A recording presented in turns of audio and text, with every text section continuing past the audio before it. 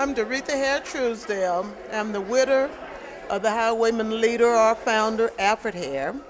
And I met my husband, who I had finished high school. He was still in high school. I met him in June of '59, and he was studying art then. So, and that's all he wanted to be. So when we married and built our house, I started painting with him. And a lot of the artists that you see here were salesmen for him or came to the house to paint. And from 1965 through his death in 1970, when he was killed at Eddie's Bar, August 9th in Fort Pierce, Florida. And then the Highwaymen sort of disbanded then because he was like the nucleus that kept them together. And then they had a resurgence. So, you know, a lot of people are painting now, which is a good thing for the state of Florida and for the nation also. Jim Finch, he was going around and he saw some of the art, and it was so many of the black artists back then because they were really painted during the Jim Crow era, where you would go to the professional buildings and, you know, try to sell your art, and they were able to be successful. So he's coined the phrase the Highwaymen that really caught on, and it was like a collective group of black artists. So he really got them on the road, so everybody just, you know, that were painting then started painting it again. And it's great for black history, for the young people, and for the older people that even lived during that time, because it really depicts old Florida. And, you know, things have changed because it's gotten to be a little bit more concrete, and instead of the backwoods, but their paintings depict what it used to look like, and they're still keeping that alive for future generations to come. This is still old Florida here. This one, and the sky, if you notice, Florida skies is constantly changing, and I really love it when it gets the pinks and the blues when they're peeking through. So that's what I try to capture. And in the evening, the sunset is so gorgeous. To be able to capture a sunset is like a fleeing bird. It's in sight, and then the next moment is gone. And that's what I tried to do with this one. And I think I like to do the palm trees, where it seems as though the wind is blowing through the trees, because it's like I can hear it just whistling and moving constantly through the trees. And I find myself just totally watching the trees move, which is, you're trying to figure out which way they are going or what the trees are saying, because it seems as though it's speaking to you.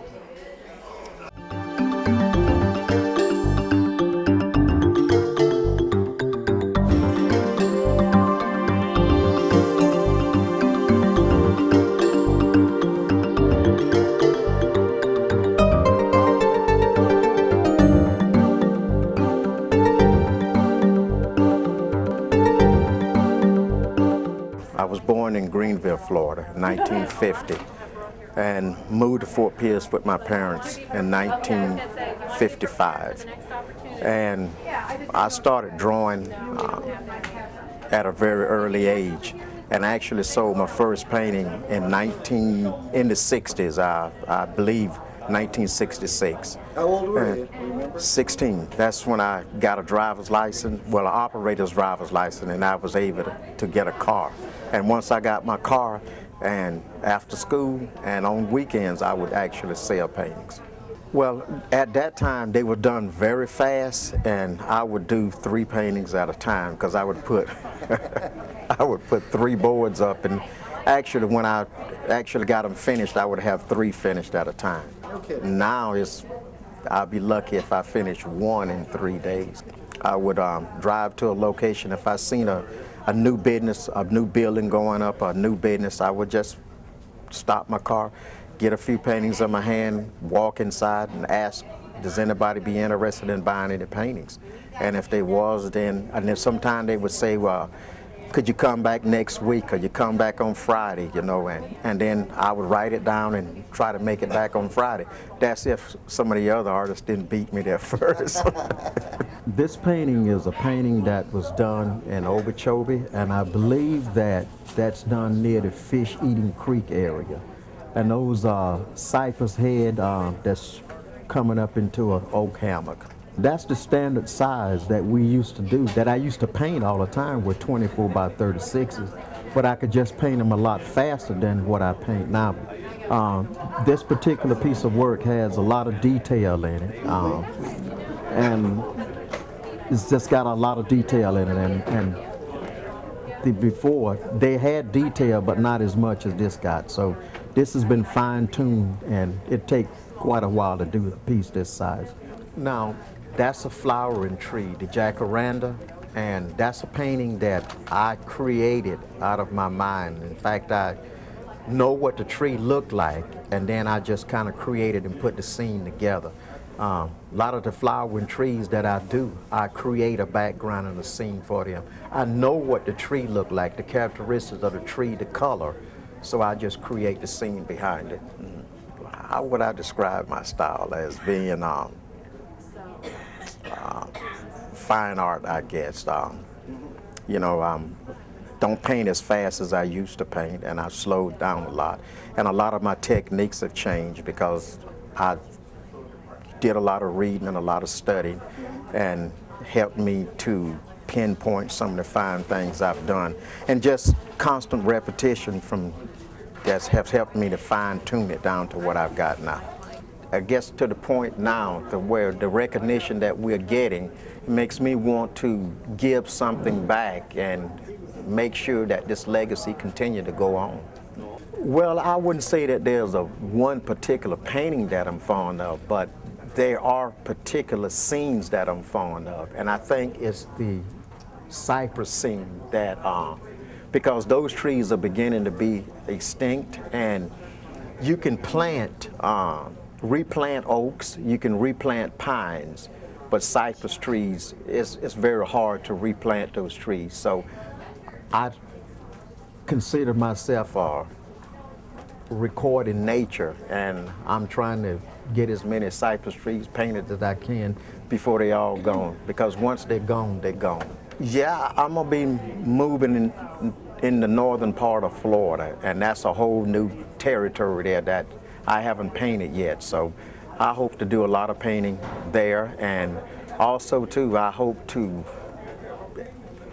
travel and out of the country, show in museums, and just, you know, try to take it on a level farther than what I'm doing now. I think art is very important because art touches and reaches everybody. I mean, everybody can recognize art, I mean, and everybody can come together on one common term, because, you know, art is, I think it just pulls people together.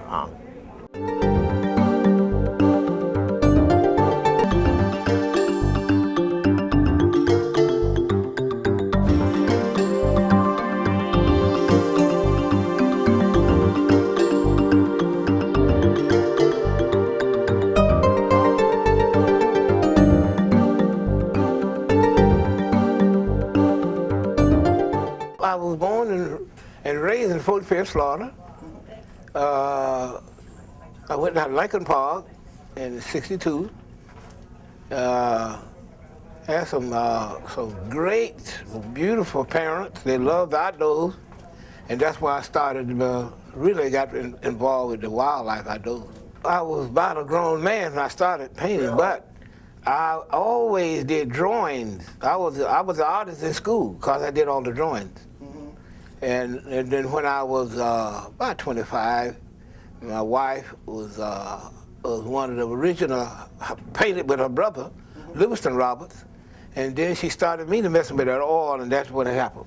I couldn't do all them painting because I had to take my time to do and try to learn how to paint. I wasn't trying to paint a bunch of paintings.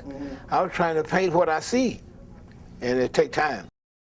I had to look at some of the international artists like Robert Bateman and John C. Lester and Carl Bender, and there's a lot of real good artists that I bought books of and studied them, and that's how I learned how to paint. Yeah, well, my first love was the wild turkeys. I loved them wild turkeys. But as time go on, I started getting involved with the jetties and the water, in the Atlantic waters and the underwater, like the manatees and the bass. I had a bass. Where that bass at? That bass is sold, man. I like to paint a lot of different stuff and make me feel like I'm doing something. Everybody paints landscapes and things, but I want to do something different. Do a lot of other different little things that make people more, appreciative of the art. It was a gentleman that owned a gallery in Lake Worth, and he wanted me to paint a black girl eating watermelon. So I went and I painted my daughter. He wanted me to have that black girl spitting them seeds all over the place. So I painted it the way I was raised up. Now, this is the way I was taught. They were brought up to be decent, and that's the way I painted it. Now, I say that turkey painting now. I do the clouds first, and I make sure it's right. And as I come down, everything, and then I started going out, look at the hammocks, and then I paint. Then I put a little piece in there, and put the different things in different sections and different areas to give it that light. And then I put that light in there too. But I have to go out and see it, look at it. I like to take my time and do it right. I don't care what I'm painting. I like to study it and go and spend time out around it, whether it's the ocean or around the oak trees or moss. So I might take some of that and put it in the studio. I want to keep painting. I want to keep particular types. Or I want to keep creating outdoors paintings with wildlife. I did I want to do the snook chasing the mullets, just like that. It's very educational. 5 years or 100 years from now, it'll be a good study for someone else to see.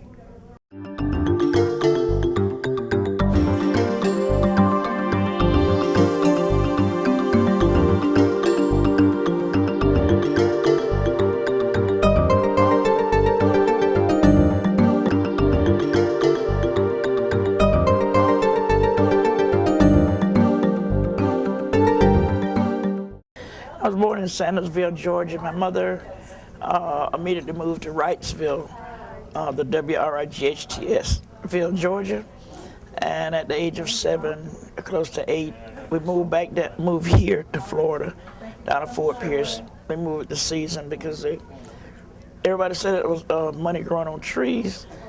And so everybody jumped up, not everybody, but quite a few people got up and left and come down. And so the money on the trees was the fruit, not the cash dollars. So they come down here, and this is where we've been ever since, down in Fort Pierce.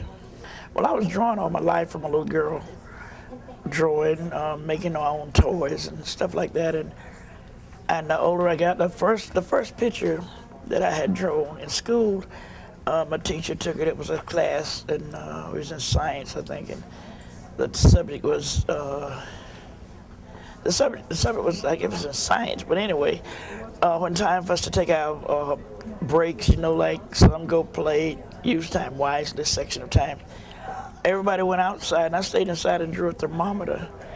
And I didn't know why the teacher kept looking at it, and she kept walking by looking, I guess, to see what I was doing. So when time for the classes come back in, she took my thermometer, but I didn't think nothing else about it. And the next day she did put it on the bulletin board. So I consider that was my first art exhibit. So after that, rocked on, and the years went by.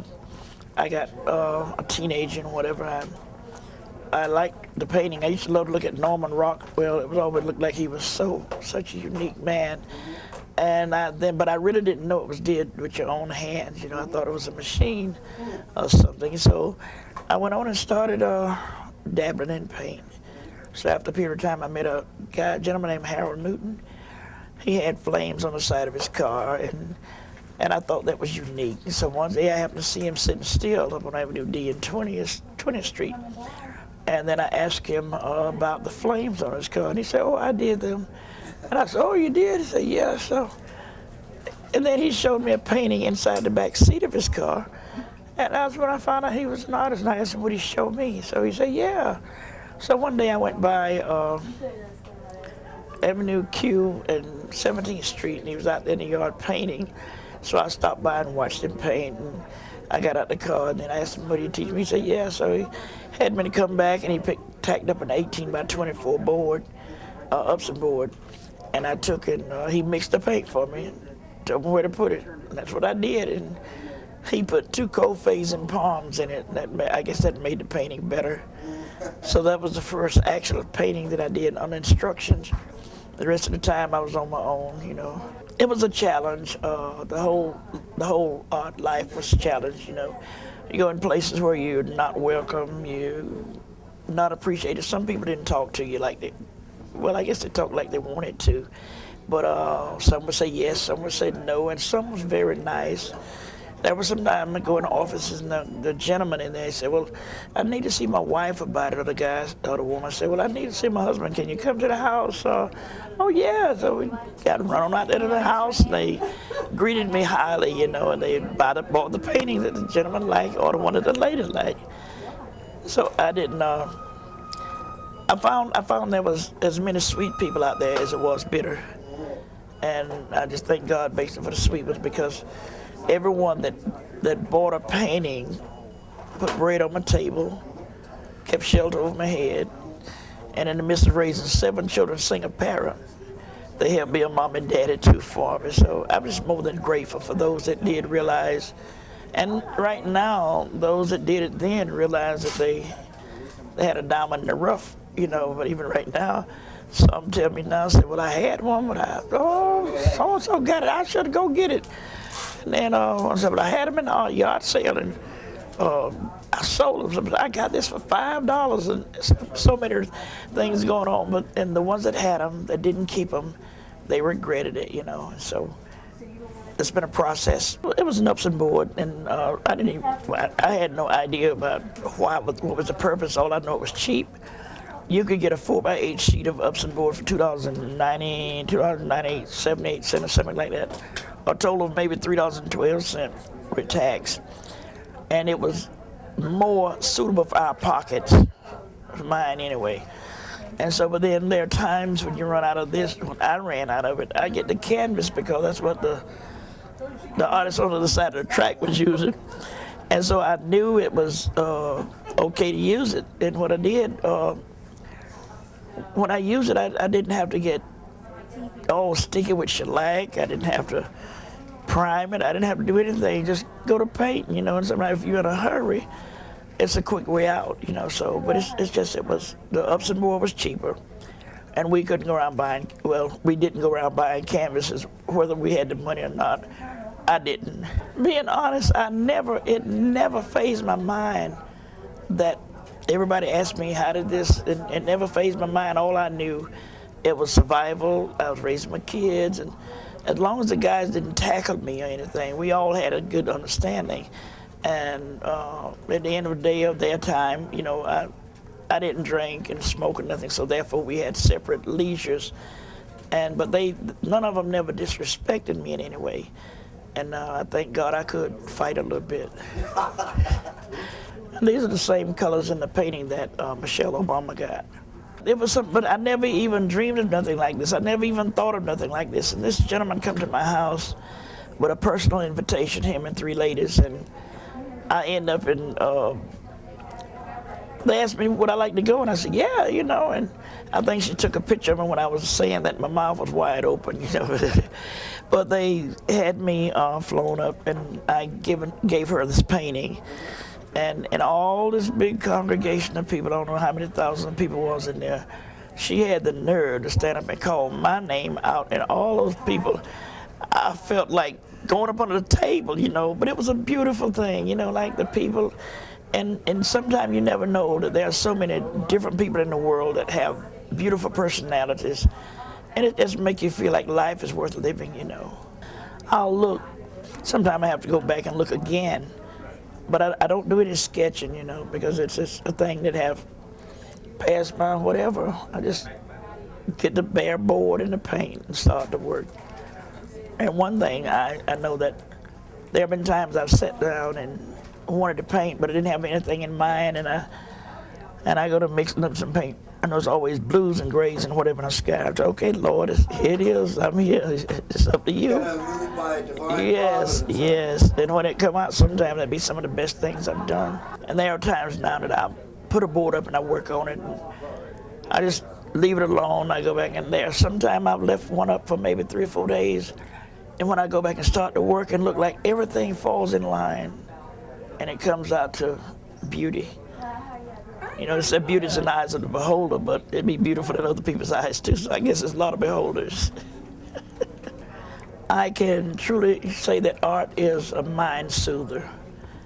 Art is, music is, I do all of those things, and I notice there have been times I sit down and I be a little lunchy and I start the painting and I have my food sitting there, and when I get the painting, I forget the food. The food is either cold or the drink is, all the ice is thrown out the drink. So, and it's a thing where a lot of people's mind really could be soothed by art. And you don't have to be a Leonardo da Vinci or any of those. Just be yourself. Do the best you can. And be happy. You can be happy with yourself. Sometimes things are done that you never dreamed of. And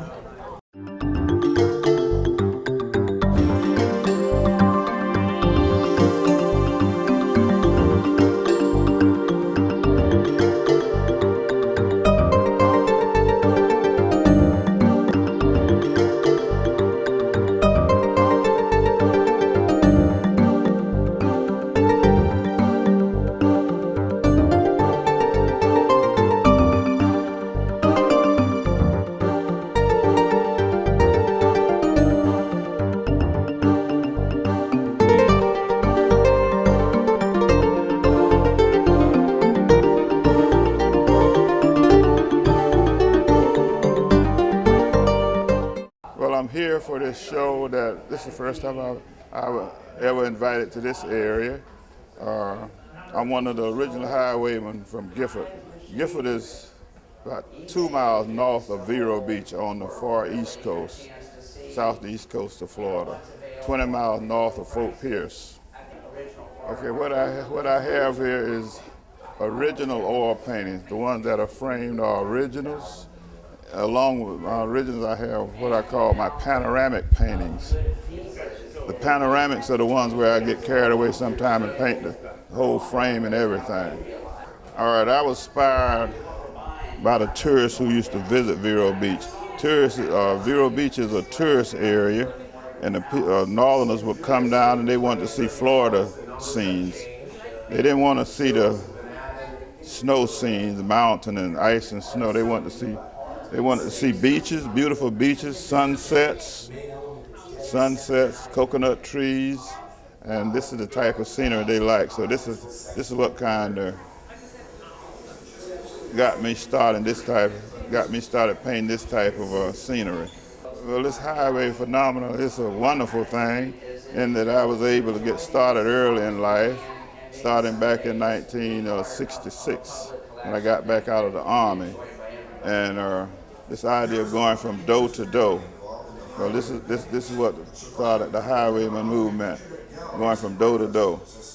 I started back in '66, even though I have painted date back before that time, from high school and college.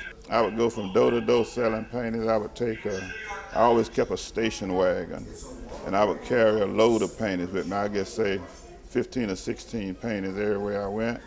I would take a small painting with me and I would knock on the door and ask if anyone answered if they would be interested in original oil paintings, and a lot of times they would be. And I would invite them out to my car, and I would show them from the tailgate. I would show them what type of paintings I had, and they would tell me to line up certain ones around the car. I would line up several paintings around the car, and they would tell me to bring this one, this one, this one. So bring these inside. I would take them inside and hold them up on the wall so they could see exactly where those paintings would be hung. And I always had a hammer with me, nail, and each painting was already corded. So if they wanted to see one on in a certain wall, I would leave it there with them. I could hang it and leave it right there with them. And I can assure you that if I ever took paintings inside of a house, I always would sell 3 or 4 paintings.